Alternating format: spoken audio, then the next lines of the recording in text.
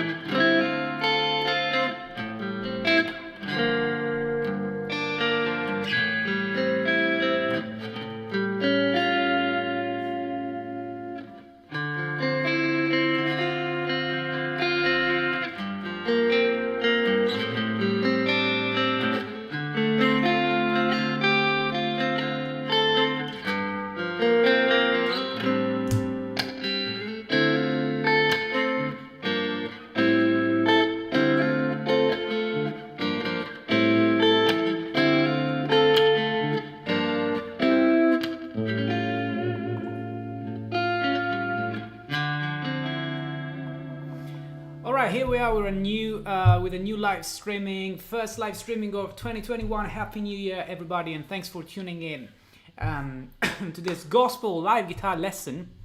I said gospel guitar lesson in the title, in the thumbnail, but really this is more of a talk about R&B, neo-soul, gospel guitar, and with a specific thing in mind, which is how we number the chords when we play seventh chords and extended chords, all type of chords really, in gospel, in neo-soul, in R&B, and we're gonna introduce them and see, okay, when I play these chords here that I was just briefly noodling around, how would you number them? Okay, what's the first degree and what other numbers, major, minor, etc., you would use for the other chords? Okay, so that's what we're gonna talk about tonight. But first, I really want to thank you for your incredible support. And you might know, guys, that I've recently launched, it's actually the first time that I say this on YouTube, so you might not know this, but I've recently launched my Patreon page, and I'm really happy about my first few patrons already joining me in all of my projects on Patreon.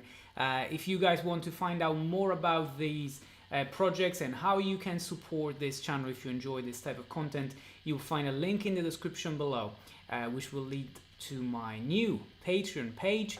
And but I'll say this later. If you happen to be in the first 20 patrons, there are a few spots still available. There are a few special rewards for you, but yeah, we might talk about this later. I just want to really thank you for your incredible support throughout all of 2020, and yeah, here on YouTube it's been really a great year, although it's been a tough year for everybody. I hope that you enjoyed New Year's Eve and New Year's Day, and that you kept yourself safe and sound. Not the best times yet. I'm in the UK, so you might know, guys, that in the UK this is not the best moments so far in this pandemic, but we are trying to resist and stay safe. Okay, I hope that you are staying safe everywhere you are. This is really important. So yeah, tonight we're gonna talk about gospel chords, okay? Because in gospel guitar, especially for you guys, if you happen to play in church, or if you ever played in church, you might know that it's a common gospel practice to call the chords that you're gonna use with numbers, okay? So if you happen to play with a musical director in a band, what happens is that they might just tell you what's the key that you're playing in, and for the sake of tonight's example, we're gonna use D minor, okay? So D minor is the key that we're gonna play, and they might just call you, call the next chords that you should play with numbers. So they might tell you, let's play a 1, 4, 5 minor, and what does it mean? It means that you have to do this. So you need to know not just what chords you're going to play, like d-7, g-7 and a-7, but what degrees they are. Because you might have to recognize them just by the number 1, 4, 5 and things like that. Okay, so that's the main topic that I would like to introduce tonight. While you join, guys, feel free to say hi, and more importantly, let me know if you can hear me right, if you can hear the guitar right, if everything is fine with the connection. It's something that I always ask when I do these YouTube live streamings. That would be really appreciated. That being said, let's say this thing. Okay, in the previous few months, I actually had a weekly series here on YouTube talking about music theory for guitarists. So at any point in this video, in this live streaming lesson, if you guys don't feel comfortable with some of the chords that I will be mentioning, or with the chords that you find in specific keys, go and check out that series. You'll find again a link in the description below. It's called Music Theory for Guitarists. This is just because, you know, when you watch those episodes, it's literally a full course which is free for everybody here on YouTube. It's called Music Theory for Guitarists, made by 20 lessons. Each lesson is about 1 hour long, but you find chapters in each lesson. So if you feel like, you know, I want to go deeper into 7th chords, minor 7th chords, or which degrees I've got in a minor key, that's the place where you find everything you need to really understand all this. So in tonight's live streaming instead, I want to simply talk about a few chord progressions and how you should number these chords when you play in major and in minor keys. Okay, in minor keys this is slightly harder, and that's the reason why I started from a d-7 saying that we are going to use D minor as a key for tonight's lesson, and in general to really understand how you should number these chords. Okay, so let's say this in the intro, you know, in the first few seconds while I was waiting for you guys to join me live, I was playing mainly 3 chords. Okay, I was playing d-7, a-7, g-7, and then another a-7. Well, when you do that, because you are in the key of D minor, what you say is, okay, the first chord is the first degree. Okay, but when you say that, you might also say that's the first degree minor. So the first degree minor is just to confirm that when you're playing in a minor key like D minor, the first chord is a minor chord, or a -7 chord if you extend it to the 7th. Okay, that's what really matters when you talk about numbers. Okay, you might already know that this is also called the Nashville chord system, or number system, or just Roman numerals for chords. And it means that you use a Roman number, Roman numerals basically, for all of the chords that you play. If the chord is major, like if I play an F major, I'm gonna use whatever number that is, and we'll find this out, with capital letters. If the chord that we use, like for instance D minor, is a minor chord, then the Roman numeral that I'm gonna use is gonna be in small letters. So it's gonna be a small I to say 1, first degree. It would have been a capital letter I if we were in a D major key and we were playing a D major or D major 7. Okay, so that's just to understand when you find these numbers as capital letters and small letters.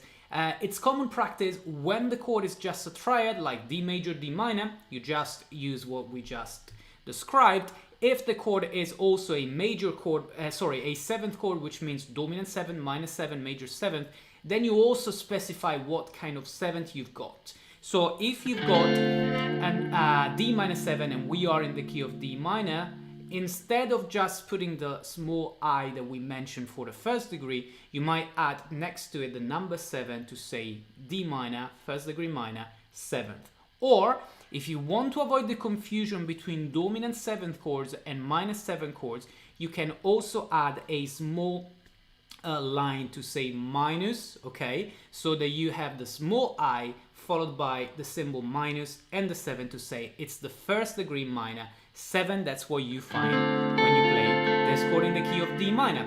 Then when you move on to the other 2 chords that we were playing,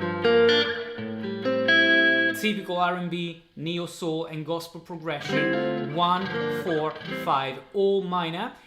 what I'm playing is the 4th and the 5th degree of the scale, and we'll see now what scale I'm referring to. And the chords that you generate on these degrees are all minor or minor 7th chords. So again, the number 4 and 5 in Roman numerals will be using small letters, and next to it you are still supposed to add the number 7 to say 7th chord, or minus 7 if you want to be even more accurate. Okay, now why did I say that G minus 7 and the A minus 7 were the 4th and 5th minor in the key of D minor? Simply because if you refer to the D minor natural minor scale, what you get is this scale. Okay, now if you analyze what notes I played D, E, F, G, A, B flat, very important, the B flat, C, and back to D. So we can basically say that the only accidental that we have in this scale is the B flat. All the other notes are natural notes. So D, E, F, G, A, and the letter C are without sharps or flats. So if I count now from the D being the root, I will find E as the 2nd degree, F as the 3rd, G as the 4th, and A as the 5th. So G and A are the 4th and the 5th. In particular, these are perfect 4th and perfect 5th degrees, and on those degrees you create a minus 7 chord on both. Again, this is the time that you have to ask yourself, am I comfortable with what is called the harmonized major and harmonized minor keys and scales? Because in each major and minor keys you generate 7 chords coming from the 7 notes of the scales, and these chords have a specific order. So for instance, if we are in C major, so we are shifting key for 1 second, we are gonna play C major 7 on the 1st degree, D minus 7 on the 2nd, E minus 7 on the 3rd, F major 7 on the 4th, G dominant 7 on the 5th degree, A minus 7 on the 6th degree, and B half diminished on the 7th degree. This is just a quick recap. Again, guys, you find everything in detail in my music theory course, which is available for free here on YouTube. Also, I will put more videos linked in the description, simply because I talk about some of these concepts when I upload my R&B videos here on YouTube. So you might want to see some of them and check when I talk about the chords that you find, for instance, in an R&B riff or in a chord progression, a gospel chord progression. I always mention what type of chords they are and what degrees they represent for the key that we are referring to. So that's something else that you might want to check out. Okay, so I'll leave a few more resources down here. More videos will be out next week on this topic. Today instead I released a video which has 5 licks, R&B and neo soul licks for improvisation with the tabs included. So you might want to check it out. I'll put it as a first link in the description. And it's a video that literally just went online a couple of hours ago. And it's because one of the comments that I often receive is that when people upload videos on YouTube about R&B, neo soul and gospel, they mainly focus, with a reason, on rhythm guitar, so understanding chords and degrees and how you tie together all of this chord and all of the embellishments that you can play, which is super fun, and I do it as well. But I also got the request of, okay, what about if I have to play a solo, if I have to improvise on R&B guitar? That's why I said, okay, there are a few cliches even for lead guitar in R&B and neo soul, so I wanted to create that video with tab included for really understanding the licks and the concepts behind the licks that you can use. You will find a little bit of everything, really, from double stops, Hendrix style, this kind of stuff, until you find things a little bit more jazzy, like melodic minor, these kind of things, and more. Okay, guys, so if you're interested in lead guitar as well, make sure to check out that video as well. Again, just because we are talking about all of these things, if you guys enjoy this type of lessons and also these videos in general about R&B and neo soul guitar and gospel, and you want to see more, and you feel like you want to support my channel, all you have to do now is just destroy and hit the like button, okay? Because that really helps suggesting this video to more people and making sure that I can reach more people. It's free, and you just need to like this video right now, or when you're watching the replay, if you're watching the replay. Okay, that's it. Thanks so much about that. Let's keep talking about the other chords that we've got for tonight. So I just started with these three. Okay, and we explained that these are 1 minor, 4 minor, and 5 minor. What if I play, for instance, and here is where the things become slightly more complicated in minor keys. What if I play a chord like this? Okay, that's a B flat, major 7 or B flat 6. The basic chord would be this. You might have seen and played already as a B flat major 7. When you play a B flat major 7, you are referring to the 6th note of the D minor scale. So you would say this is the 6th degree, but we've got a slight issue with this. If we talk again about the 7 notes that you find in the D minor scale, it's true that the B flat is the 6th note, but any minor scale, and again you find more in the music theory series, has 3 degrees which are minor: the 3rd, the 6th, and the 7th. So this means that I call the 1st degree root, I call the 2nd degree major 2nd, but I call the 3rd degree minor 3rd. Now the minor 3rd is something that most of you will already be familiar with, simply because a minor key, it's quite obvious that it has a minor 3rd degree, as well as a minor chord as a minor 3rd degree too. So this doesn't create many issues, okay? But if you think about it really, you should also ask yourself, how do I notate in general in music a minor 3rd degree? Well, usually when we talk about intervals, when we talk about degrees, we put the flat symbol next to the 3 to say flat 3rd. This doesn't mean that the note that you're going to play is a flat note. It actually has the accidental. In fact, in the key of D minor, you say D, E, F, so F is a natural note. But although this is a natural note, it's still the minor 3rd, and you still need to notate this note as flat 3 to say minor 3rd degree. Okay, hopefully this makes sense. It's really, really important. The note is natural, but the degree is a minor degree, and we commonly use the flat symbol to indicate when a degree is minor. So it doesn't mean that you will find that note as flat necessarily. You might, but you might not. Like in this case, you don't.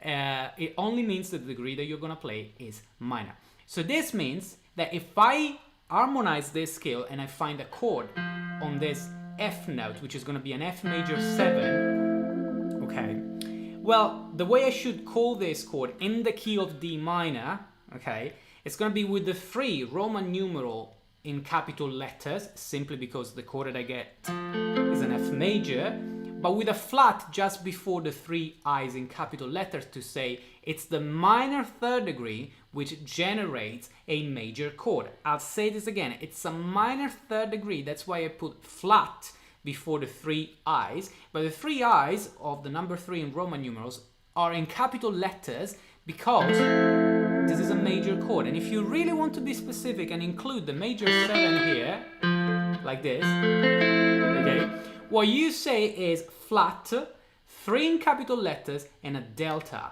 next to it. The delta means major 7. Or if you don't want to use the delta, which is a triangle, it's a Greek letter, what you can use instead is maj, M-A-J 7, which is the common notation for a major 7th chord. So you say F major 7 in the key of D minor is flat 3, capital letters, major 7.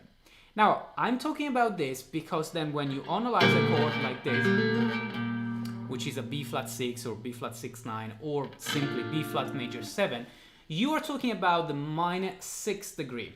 So counting all of the notes again, we've got D, E, F, G, A, B flat, and this B flat 6th note of the scale.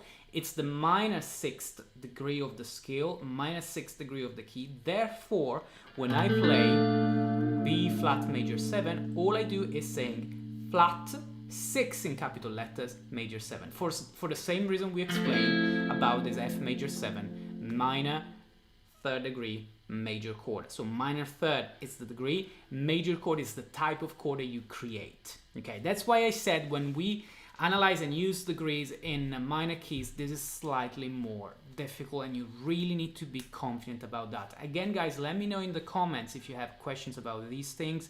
I'll get to your comments in a minute. And also, if you like to see more videos about this Nashville music system of the numbers, the way we number the chords, or in general the way you use all of the numbers in R&B and neo-soul guitar. Okay, so far if I play something like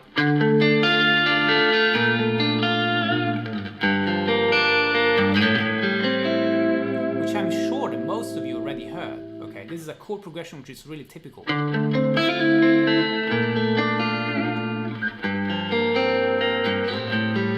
see, sometimes I use -7, sometimes -11. That's exactly the same.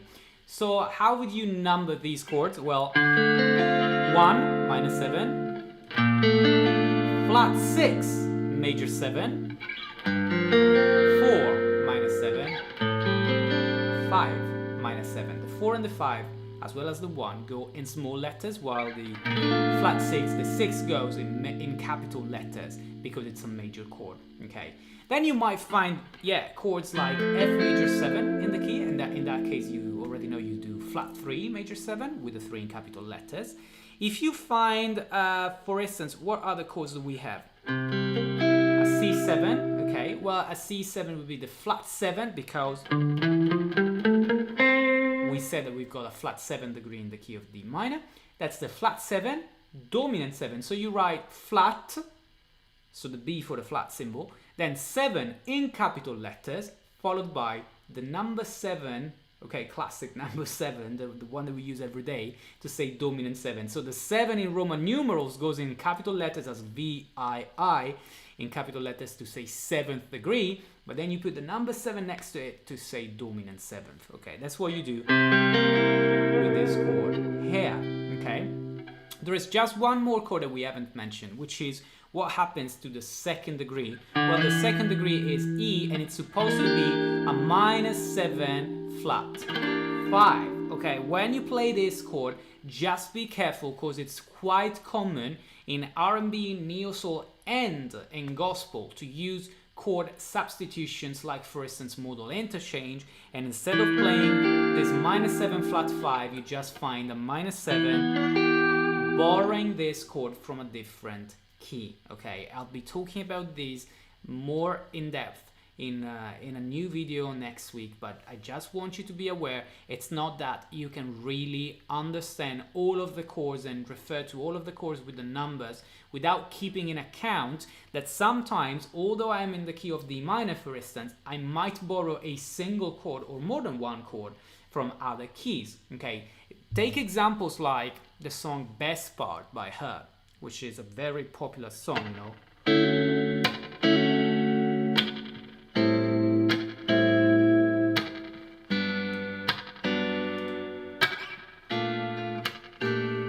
Okay, similar chords, but we are in the key of D major. When you are in the key of D major, you might think, oh, okay, that's a D major, 1st degree major, G major 7, 4th degree major 7, that's all good in a major key. But then if you think about it, you've got a 5 minor and a flat 6 major 7, which, as we just saw, they actually come from D minor. So in that specific song, Best Part by H.E.R and Daniel Caesar, you actually have a song which is in the key of D major. It has 4 chords, but 2 chords out of 4 are actually borrowed from D minor, which is the key that we are playing tonight. So it's basically a mix of D major and D minor. This happens all the time. Okay, other examples of this, you'll find them in, I don't know, How Does It Feel, The Angel.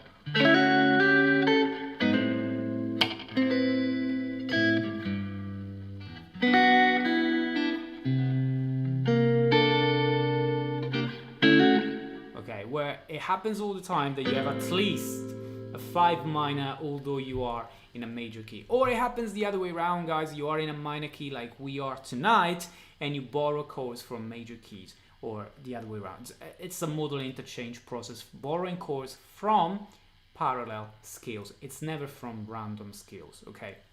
So if you guys want to know more about modal interchange in general and chord numeral systems in major and minor keys, just let me know. I'll make more videos about that, okay? I just want to say once more that it is very common to refer to all of these chords, like the chords that we're playing tonight, simply from a major point of view, although we are in a minor key, because it makes it simpler. So if instead of saying I'm in D minor, I say, okay, what's the name of the relative major? You know, guys, that in music you've got two keys, one major, one minor, which include the same notes. I can say, well, D minor is the relative minor of F major, so I can say that this chord progression is also in the key of F major. I think it's more correct to name it D minor, but if we want to say F major, which is the same thing because it contains the same notes, okay, what you do really, you basically number everything starting from F. So the same notes, F, A, F, G, A, B flat, C, D, E, F.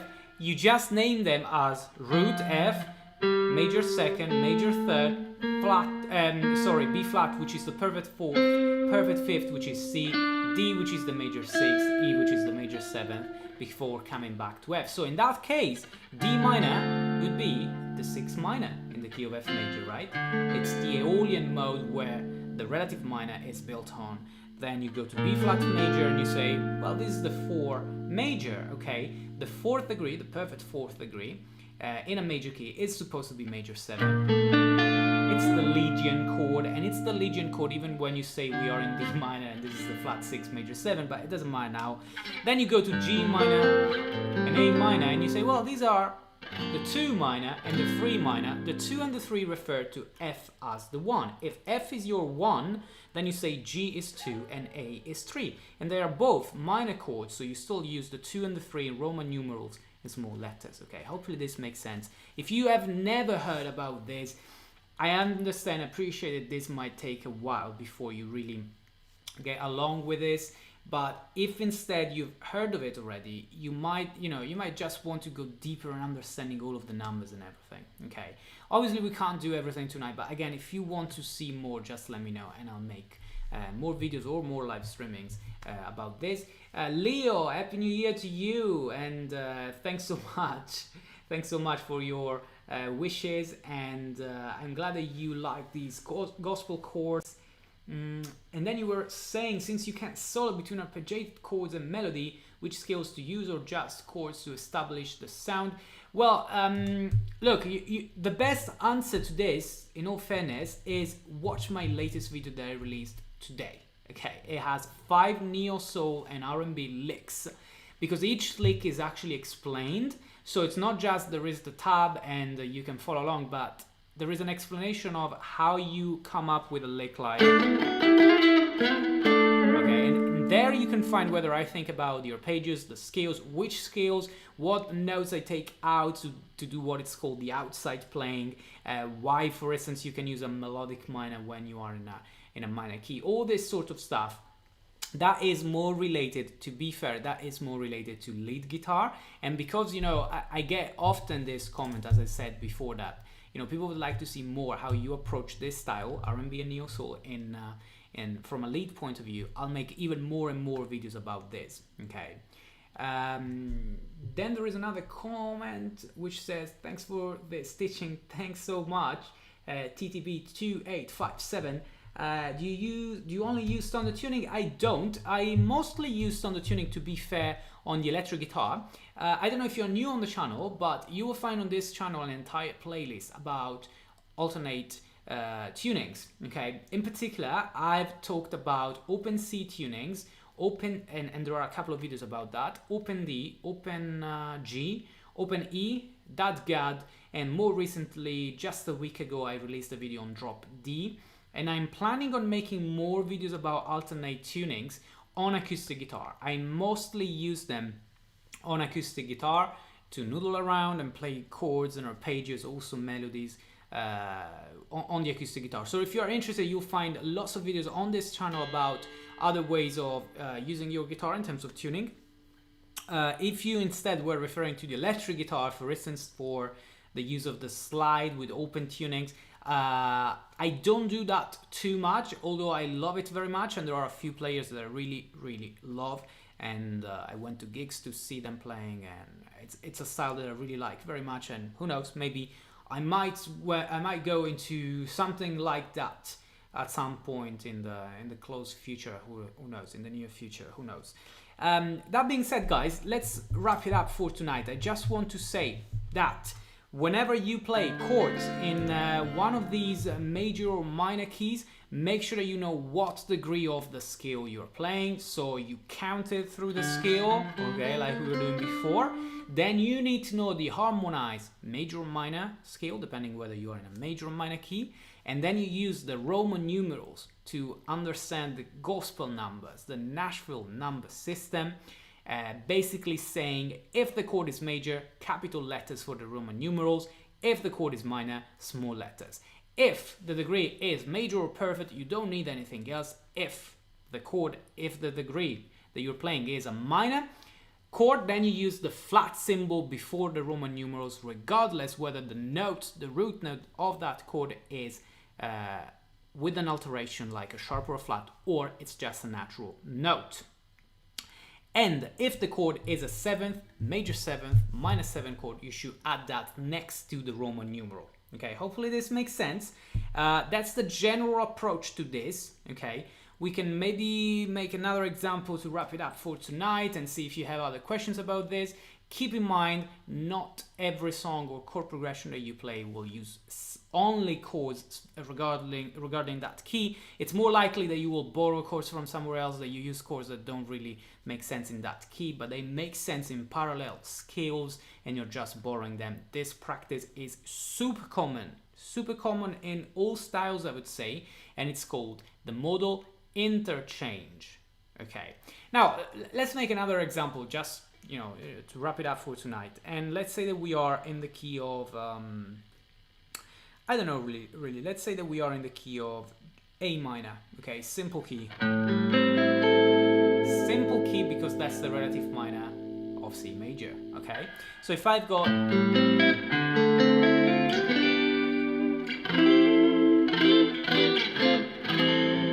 something like that, okay, I'm gonna play a 1 minor, which then moves to a 4 minor,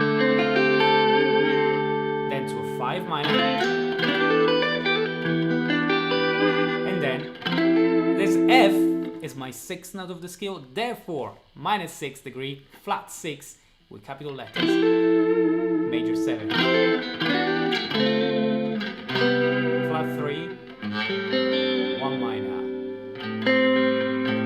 Okay, that's another common way of looking at it.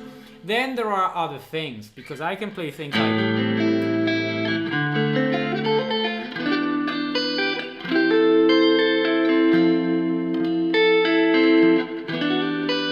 and why not do something like okay, these are common passing chords with diminished 7th chords. I talk about them literally all the time. You'll find plenty of videos of me talking about these diminished 7th chords. So when you want to go from one to another, passing through a diminished 7th as the upper part of a secondary dominant chord, this thing is also called the secondary diminished 7th substitution, but I don't want to talk about this tonight. I just want to tell you that there are many chords that might make sense only when you know these other concepts, so don't expect to really be able to analyze every single chord just with the harmonized major and minor keys. Okay, but that's a great starting point, and if one chord has a slightly different function from what you would normally use, like a substitution, okay, let's say that we are in the key of A major, so that we do a major one now, and we got an F-sharp minor, which is a 6 minor,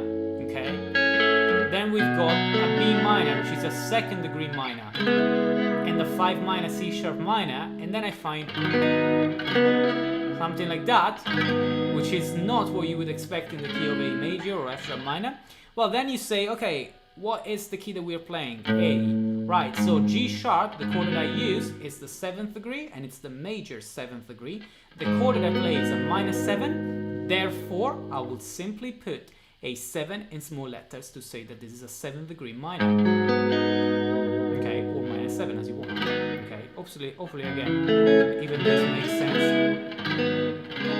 Okay, we'll be using more and more, we'll be probably going over a few more chord progressions in my next live streaming sessions. So guys, if you haven't done it yet, make sure to like this video and subscribe, okay, so that you know when I'm about to go live. You'll get a notification about half an hour before. Sometimes I'm a little bit late. I was preparing a few other things, so even today it was quite late. I'm sorry if you were waiting for me, but yeah, make sure to subscribe and hit the bell icon so that you get a notification. And again, one last thing is, I recently, like a week ago pretty much, around Christmas, launched my Patreon page where you can see all my projects for the months to come. And if you want to contribute and support this channel, that's a great way to do it. You'll find a link in the description. It says support me on Patreon. You can check out the amazing rewards that I prepared for you. And let's also say this thing. If you are one of my first 20 patrons, there are a few spots still available, although I'm really thankful and happy about my first few patrons that already joined me. You will have a special reward, including a one-to-one feedback on your playing. You'll find full details on my Patreon page. The rewards include something like early access to my videos, tabs and music notation for everything I play, and a direct contact with me, including this feedback on your playing or a written question that I can answer to in details about anything really, from guitar to music theory, up to you, life, whatever.